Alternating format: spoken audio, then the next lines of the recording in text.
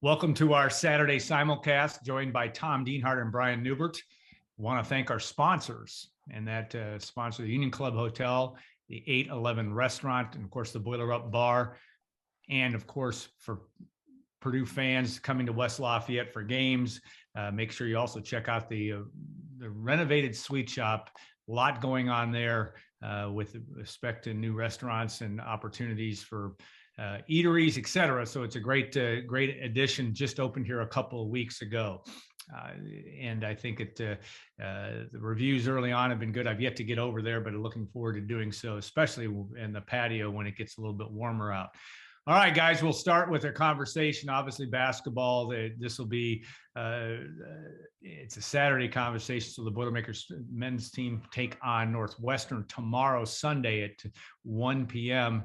Brian, I'll start with you. Obviously, a tough loss for Purdue Thursday night against Indiana. We found out Friday night that it wasn't so easy for Illinois on the road. They got hammered by Maryland. Michigan State goes on the road and wins at Wisconsin. And I guess my first question, just is from a conversational standpoint, is what do you make of that? I mean, a lot of gnashing of teeth of Purdue's loss, but Purdue's kind of has a lot of company with respect to good teams losing in the conference. Yeah, crazy stuff happens in the Big Ten. It always does. And, especially when you're on the road. Now, obviously, the road wasn't an issue for Michigan State yesterday. The road was an issue for Illinois, albeit they didn't have Kofi Cockburn. I think that's a pretty big deal. That is a big deal. For Purdue, it was just a weird game. It was a game where, Trace Jackson Davis does next to nothing. And you get roasted by two average Big Ten point guards because you're still not in a place from a defensive perspective that you need to be in. That being said, you got all the stops in the last 5 minutes of that game you needed to get until the very last do-over after Purdue, two Purdue players fight over the biggest defensive rebound of the game. Pure happenstance. It wasn't anything negligent on either player's part. You can't control the ball, and you give up a game-winning three off an inbound to a guy who was having the greatest night of his life. You missed too many free throws. You turned the ball over too much, uncharacteristically. Lately, anyway, that was like a November issue for Purdue that they've done a pretty good job with. But Purdue took a step backward from a defensive perspective. They took a step backward taking care of the basketball. And there's an old saying, screw around and get beat, only the word isn't screw. And I thought that, Purdue wasn't quite as focused as it needed to be. I thought it got shook by the environment, which was surprising because Purdue's had a lot of success there over the years. They've been exposed to some difficult environments. They've got a lot of experience. Just a weird game. One that, Purdue still had every opportunity to win. Couldn't get that one stop at the end, but like the Rutgers game in Piscataway, it was one of those games where you didn't lose the game on that last shot. You lost the game, well in advance of that 14-0 run Indiana had in the first half where Purdue was turning the ball over too much. Purdue triggered that with its own turnovers. They just lost their minds. They lost their composure there for a little while for whatever reason. And that's kind of the power of Assembly Hall. It does that to people sometimes. You didn't expect it to happen to Purdue, but it did. But that being said, also you have to give a lot of credit to Indiana. That was a tougher, more competitive Indiana team than the one Purdue's basically owned for the last 5 years. Yeah, winning 9 out of 10 games. Tom, you look at it from a historical standpoint. Indiana-Purdue rivalry. There's been talk about whether this rivalry is over, which is silly because yes, Purdue's won 9 out of the last 10 games and dominated, but it was a reminder to some of the great games. Of course, Brian was physically there, had a chance to see that raucous environment, but a reminder that maybe it is going to return to the way it was to some extent. Obviously, Indiana, it was a huge win for its program and Mike Woodson in year one, but probably good to see for Big Ten basketball that Purdue and Indiana have that kind of ferocious knockdown, drag-out basketball game. Yeah, I mean, to be a rivalry, right? Each team has to sort of have their moments winning. Yeah. And I never thought I'd say this. It was almost getting boring to beat Indiana. Yeah. This is something else I've thought about a lot, flashing back over the years was, what having a villain meant to that rivalry too. A villain like Bob Knight. Oh yeah, no doubt. Focal point of hate for Purdue fans when he would walk on that court before a game in Mackey Arena. It just really added a lot to the whole rivalry that really honestly has lost a lot of luster in recent years because of Indiana's struggles, really. And yeah, as much as nobody from a Purdue fan perspective wants to see the Boilermakers lose to IU, maybe they got him a coach finally. Brian's talked about, I think the effect Mike Woodson's already had from an effort standpoint. He talked about it. They play harder. They play better defense. They're tougher too. And so it looks like Mike Woodson, at least short term, has provided an injection there. We'll see where it goes from here. But yeah, like you said, Alan, I'm all about the rivalries. That's what makes sports great. In-state rivalries, especially because you live amongst each other. You see each other. You work with each other. And Indiana, Purdue, I mean, I'm not breaking news to anybody that watches this, but obviously it's one of the great rivalries in collegiate sports. And maybe this is a rivalry that's been rekindled, and it's always going to be a lot more fun. It could be more intense. The stakes could be higher here moving forward too in coming years for not just Purdue, but Indiana too. Brian, the way the Big Ten is shaping up, and again, I understand it's January the 22nd.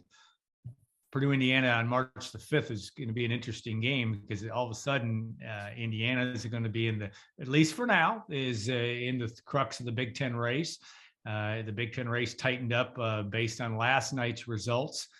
It just makes it more interesting, I guess, from that standpoint moving forward, that there's going to be a lot to play for. And to me too, that it does give Purdue, I know Purdue fans don't want to hear that, losing to Indiana can be beneficial. It never is in the short term, but in the long term, again, getting those environments and getting maybe Purdue's toughness quotient raised, do you buy into that, that No. could have a good thing down the road? You're shaking your head. Because it's January 22nd. And if you were going to take positives from losses, you needed to be doing that weeks ago. And I thought that Purdue did that against Wisconsin. They had trended very well, the last 4 games, whatever it is, ever since that Wisconsin loss. I thought that was their turning point. A lot had improved. They've been better defensively. I thought a couple of individuals had really taken steps forward since that Wisconsin game. But then things kind of took a bit of a step backwards against Indiana. The Indiana game was a little bit of a fluke too, because, this rivalry that creates these rando heroes so often, Sterling Carter, Basil Smotherman, Bryson Scott from Purdue alone. Now Robert Finney. I mean, this was just complete randomness. And I mean, he's taking shots he shouldn't be taking for Indiana, and he's making all of them. Xavier Johnson throws in an absolute garbage shot, for a 3-pointer to beat a shot clock. And you end up winning this game without, Trace Jackson Davis doing anything. And this is the second game in a row where you've gotten your opponent's best player in foul trouble. Mm-hmm. He's a non-factor. Your defensive game plan goes out the window. The opponents become more guard and spreading the floor oriented. And that actually works against Purdue's strength. I think a more stationary half-court offense is something Purdue matches up better against. An offense that's going to play through the post is something I think Purdue would match up better against. But when you're spreading them out and attacking off the dribble constantly, that's kind of Purdue's soft underbelly. From a defensive perspective, there's no positive to losing Indiana here, especially in the manner they lost, because for as much credit as you have to give Indiana, there's a lot of areas of that game where, if Purdue was, 5% better, they get that done. I mean, they had so many opportunities, so many open shots. They couldn't get timely shooting. They turned the ball over too much, too many defensive breakdowns. I don't know what was going on at times in terms of against the dribble. There was no help. I don't know what the big guys were doing at times. I'm not sure what's going on with Travion Williams, but a normal last 2 Travion Williams games, you don't go to overtime at Illinois, and then you probably beat Indiana because that shot they got him in the final minute was his sweet spot, a shot he's built a whole college career on making in those moments. It just, Purdue has so much to lament about that game. There is no positive that can come from that, I don't think. Unless it just pisses them off. Unless it just pisses them off and they win. That's, I guess, is my Travion Williams. It's always possible.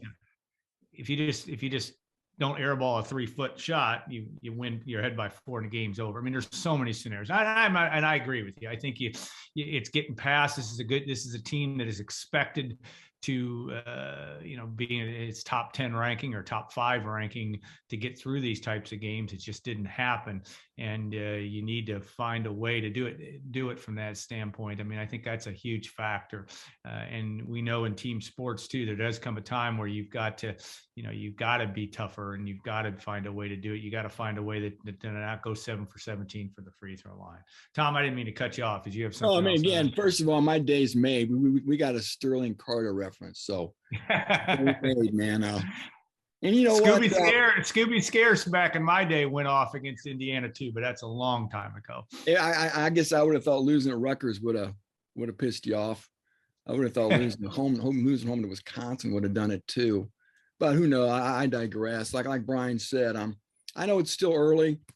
Looking at the Big Ten standings, you got Michigan State with 1 loss. You got 4 teams with 2 losses. Then you got the group with Purdue. I guess Purdue and Indiana both have 3 league losses. So a lot of time to go.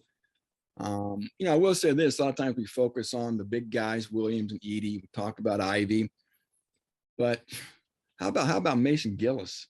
Yeah, it's been unbelievable. I mean, Brian would write all preseason about how he was going to lose his job probably to the freshman Caleb First. Well, I'd argue that Gillis has been the best player on the team, and where would they be without this guy who can play inside, can play outside, and every game shows up. And I guess he's one of the guys. It seems like you know what you're going to get every time the ball tips off.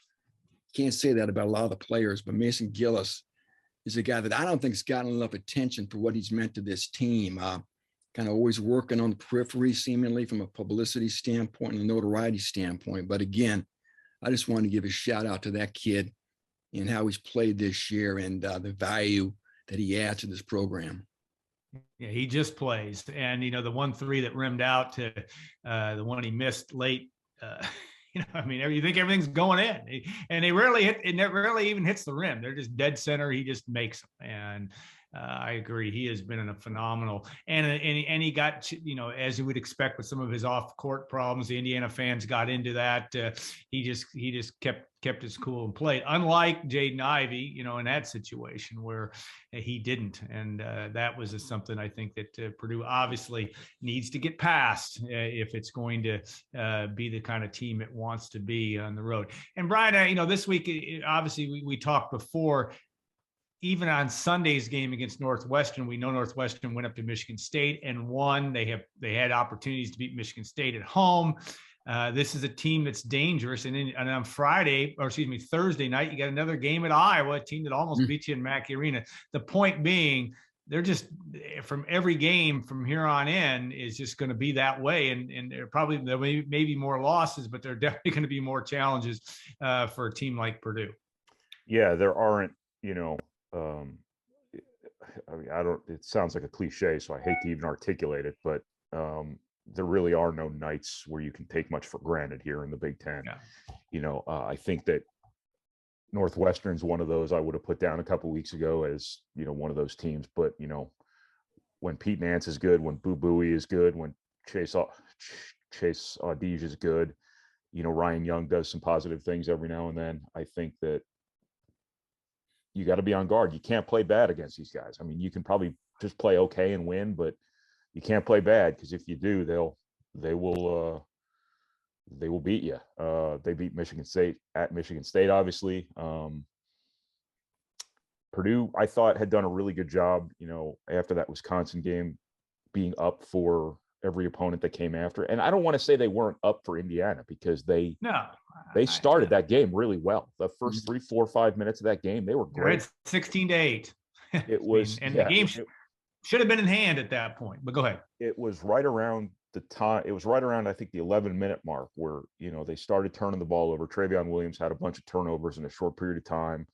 That got Indiana in transition. That got Finney's head up. I think 7 of Finney's points in that first half were off of turnovers, off of Purdue's turnovers, and it just snowballs on you. And it's just like Johnny Davis against Wisconsin, where if Purdue doesn't give him a couple of runouts in that first half, a couple of easy looks off of their own turnovers, he doesn't end up getting 37, because it's like coaches say, you don't let great players get their heads up. In Robert Finney's case, you don't let average players get their heads up. But either way, he got his head up, and he did. I don't think he scored in the second half until that last shot. So it's not like he carried it over to the second half. But nevertheless, if he didn't have the sort of first half he had, he probably wouldn't have the confidence to shoot those last 2 threes there. Obviously, the first one he missed, obviously the second one he made, but that was the definition for Purdue of, good defense starts with good offense. And, it's easy to look at their ball screen defense in half court and say they got a lot of flaws here. That is very true. That is absolutely positively true. There were breakdowns left and right in that second half when Purdue had all sorts of opportunities to put together a run and take that game over for good. But that first half was Indiana's momentum. Purdue handed Indiana its momentum, and that's the reason it lost the game, because if they're not in that hole at halftime, Purdue wins that game going away most likely. Yeah, I thought Purdue really had a chance to establish itself. Rob Finney, I thought one of the interesting things is he didn't come back on the court, I think, to the 12:30 mark of the second half. He scores what 14 points or whatever it was in the first half, and then didn't see the light of day until not midway, but close to midway into the second half. But boy, he did hit a huge shot. I'm sure from a Lafayette, Indiana perspective, having grown up here, that was a big deal for him. But that certainly one thing I want to ask both of you guys about, just on team dynamics, because Purdue fans are interesting. This is a new situation to some extent. It is a new situation for Purdue fans, just the fact that Purdue did get ranked number 1. And all of a sudden you tend to look for every flaw, like, oh, wait, this is a sheer sign that Purdue's not good enough to make it to the Final Four, or not good enough to go deep in the NCAA tournament, whatever. On a Friday after a game like that, I take more calls or get more messages from people stressing over the fact of coming up with reasons why there's a flaw in this team that isn't going to make it work out. Brian, I know you're going to have a comment, but Tom, you look at it from that perspective. Is this just people need to relax a little bit and let this season play out? How do you view that? Well, obviously we're coming up on the midway point, right? They played eight, or Purdue's played 7 conference games. They'll miss the Michigan one, but yeah, obviously game number 10 in the conference will be the halfway point. So yeah, I guess you never want to push the panic button. And while it would be great for fans to see Purdue win the Big Ten regular season title, add yet another banner to the Mackey Arena rafters, I'll speak for myself. I'm more interested in what happens in March. And, there's plenty of time to still sort through issues. I think those issues the team has had have been well documented by Brian and all the other experts on the message board. And again, there's still time, like I said. And to me, March is the measuring stick here. Again, Big Ten titles are great. And again, I never want to say those are irrelevant. They're fantastic. But again, March to me, maybe I put too much emphasis on what happens in the NCAA tournament. But I think for this program where it's at now, what's happened recently, say for, I guess, 2019, I want to see what happens there. And this team still has a lot of positives, a lot of great things to build around. And it also has, like I said, or I'm referring to, the element of time. And maybe this team is what it is, guys. Again, Brian talked about it. Others have. Everybody says, well, I thought after this game, that would have shown them. Well, I thought after this loss, this would have shown them. Well, we've been through this 3 times now, and I guess we're still seeing some of the same issues. So maybe this team is what it is. Obviously, it's a story that's in progress. It's being authored as we speak. But again, there's always hope that things do get sorted out, issues get buttoned up, and by the time we get to Selection Sunday, they roll the balls out there, and Purdue will really be hitting its stride. Then it can make a nice run in March. Well, and Brian, I'll let you comment.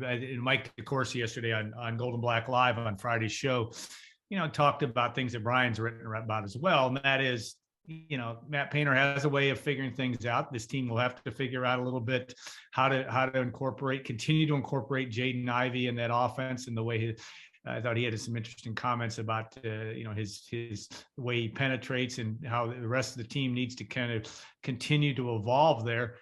It's as simple. Is it as simple as that, Brian? Is it this is an evolutionary process? I know I keep saying it is January 22nd. You're not in your first game, but you are measured by how much improvement you continue to make, and that should, if Purdue can do that, it is good enough to be an elite program this year. I think we're talking about a great college basketball team like they're the Washington Generals right now. And yeah. And that's what I find that's the funny. nature. That's the nature of expectations. That's the nature of your ceiling. Yeah.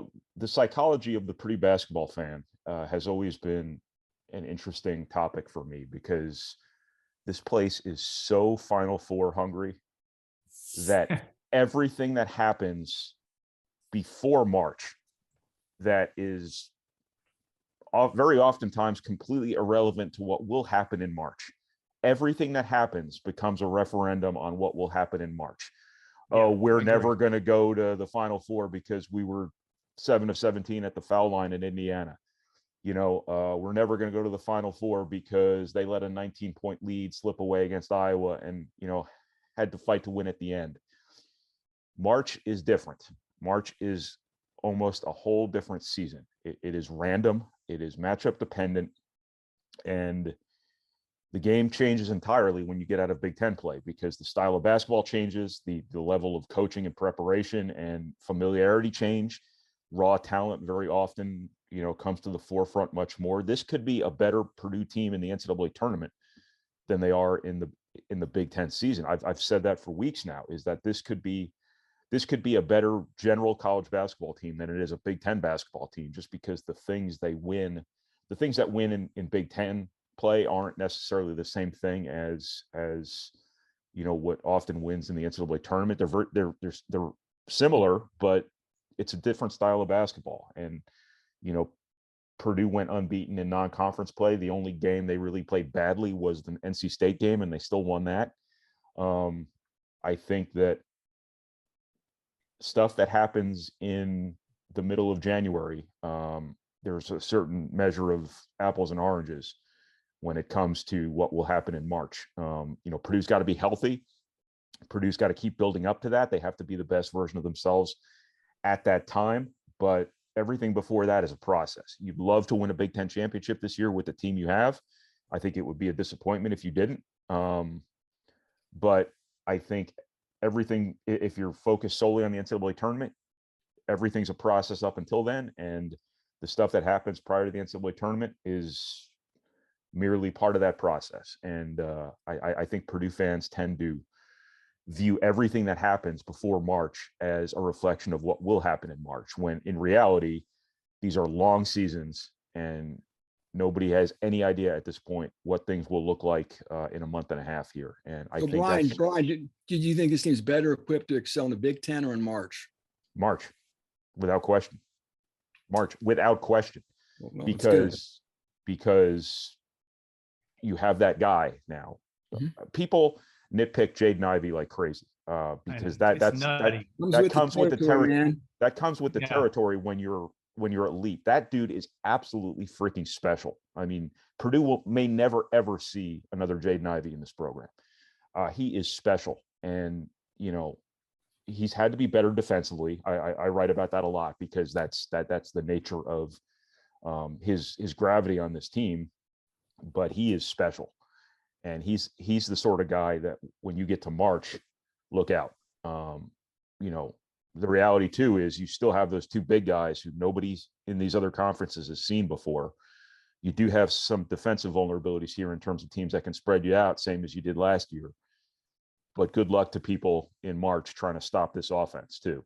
It's going to be Brian, too. I was wondering who's the leader. Who's the leader on the team?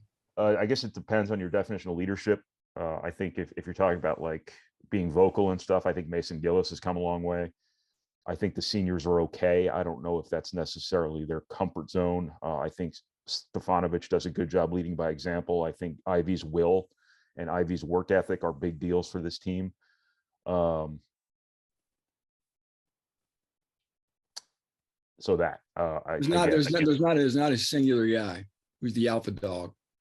I think if Mason Gillis had more gravity on this basketball team in terms of his usage, his prominence or whatever, I think he would be. I think he's got that kind of edge to him. He's got that sort of, if you watch Purdue defend, you hear voices on TV, and the voice you hear 95% of the time is Mason Gillis. I think that's a very important part of his value. I don't know if there is that one singular guy, but I don't think leadership's a huge issue for this team the way it was a couple of years ago, where we thought no Joe Eastern and Matt Harms were going to take that team and kind of run with it, and that just never happened. I don't think this is the sort of directionless ship that Purdue had a couple of years back. I don't think this is like a typical like senior laden Michigan State team when it comes to like leadership, but I don't think it's a problem either. Yeah, interesting, because I do think it is a common refrain of or concern. Even Matt Painter talks about talking on screens and how certain guys do that better than others, and that is a factor that but can be. I think the other thing is, it seems to me, and Brian knows a lot more than I do in terms of watching this team, they're a good group of people. They are, and they take losing very personally. Not everybody can be that alpha dog type personality, and that is an interesting thing. And I think too, sometimes in 2022, the kids of today aren't always that way, and that's you got to find it where you can where it is, and that's going to be a storyline to watch. All right, I want to go to one other quick thing as we kind of look ahead, but also look back at the week. Tom, there's been been watching football news. There hasn't anything that's happened there has been some things that happened to coaching search, but tell me about your story of the week, and then I'll go to Brian or anything that impacted you that you want to share with the group. Nothing really impacted me, I guess. I'm blessed by that, but yeah, just following what's going on with the staff.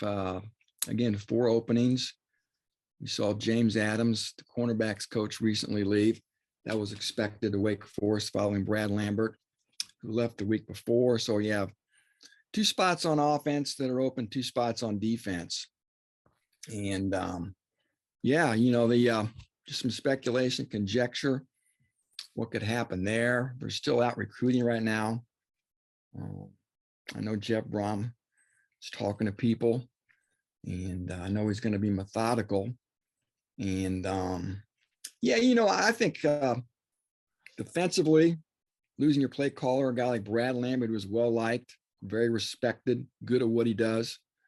You can't soft sell his loss. It sure would have been nice to have him come back. But it has been explained to me, this defensive scheme is not going to change. That happened prior to last year. Jeff Brom knows what he wants stylistically, schematically, alignment-wise, temperament-wise, aggressiveness-wise. He's going to find people that can execute his marching orders defensively. And maybe his play caller for 2022 is already on staff. We'll see. But again, keep an eye on that. And then offensively, guys, Jamarcus Shepard going to Washington. That's a loss. Obviously, Shepard's been part of the staff from day one, and developed the 2 best wide receivers in school history, right? Rondale Moore and David Bell. Was a heck of a personality, juice coach, if you will. And you're going to have to find somebody of similar ilk from a personality standpoint, I think, because you can't have a bunch of 50-year-old guys on your staff. You can't have a bunch of laid back, cool guys. You got to have a nice blend, obviously, of age and youth and energy and whatnot. So that's going to be a big hire, the wide receiver spot. And of course, Neil Callaway retired, and he may still help from a consultant standpoint. But I look for Brom to hire another assistant O-line coach, forego having a tight ends coach for a second year. I think he liked having 2 O-line coaches. We all know the urgency there continues to be a point of emphasis for Purdue, that offensive line. Still working on their numbers. So yeah, kind of watching that. The portal, we've talked about the portal guys. We know what they're looking for there. I think the brakes have been tapped for now. But there's always guys jumping in. And if Purdue does hire somebody, we talked just if they could get a commitment from somebody, they obviously can't enroll now. But still, if you can get a commitment now, I'm sure you would still take him, and then he come in the summer. So it's always stuff percolating. Brian could talk to this early February, right? We've got a second signing period coming up, and he can maybe discuss what Purdue's plans are there. We know the one nose tackle. I believe that's the only guy that's sort of in the queue, if you will. Yeah. Maybe there's a surprise there, but I don't know, Brian, you anything else going on? What we could expect beyond Connor Lindgren possibly inking in February? Nope. I think this is a reflection of the times here, where everybody signs all their recruits in December, Mm-hmm. and then the transfer market really quiets down right around the start of school, and it just extends out into the spring now. So we'll see kind of what happens in the spring. I mean, it's like anything else where anything could happen at any time, but it seems like this thing's on indefinite hold right now. You already mentioned Connor Lindgren. I think that's really the only ball in the air right now. Mm-hmm. So things should be slow here for a little bit. So social media has been a lot of offers going out 2023 guys. But yeah, as far as right now, like you said, I think that is the only ball in the air for 2022. Well, January now for the next class is kind of the new, like April. Everything in recruiting now is moved up like 4, 5, 6 months. So, the in-season visits now are more about juniors and sophomores than they are about seniors. It used to be the other way around. But this time now, where people used to be frantically finishing out their senior recruiting classes, they're now frantically starting their junior recruiting classes. It's everything's moved up so much in football recruiting to the point where it's almost getting like basketball, where you have to recruit freshmen and sophomores, which is an abomination in football, but it kind of is what it is. All right, I will conclude just in my impact of the week. Brian, you're welcome if there's something else you want. Well, are we not going to talk about Meatloaf's death here? Yeah, no. I think that's what I'm saying. That wasn't mine, but Meatloaf's death was hard for us old guys. I still don't know what was the cause of death. Well, we finally found out what the one thing he wouldn't do was. It was apparently the vaccine. I don't know that for a fact, but from everything I've read, he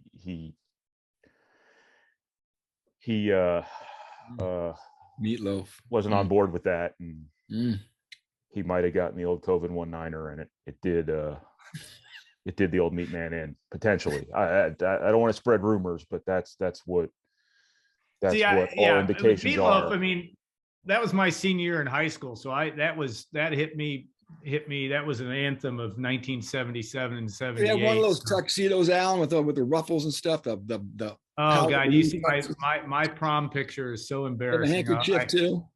Yeah. Oh no, it was pastel. That was the problem. But no, the Meatloaf thing was it was another reminder. I'll bring out my prom picture of. I said I can't do that because my date would not agree to it. And we haven't spoken since that night. I don't think so. It's still time,